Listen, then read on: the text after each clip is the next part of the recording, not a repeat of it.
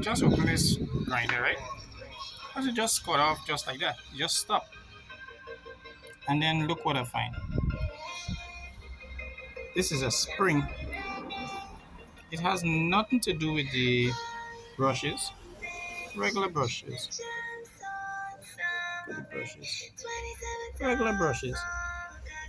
But what these guys do, they put a spring inside of the brushes. Right?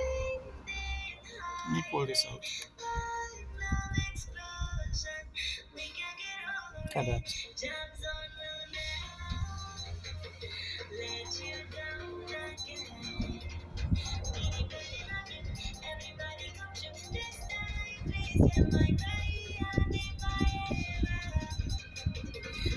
And what that will do is damage your armature.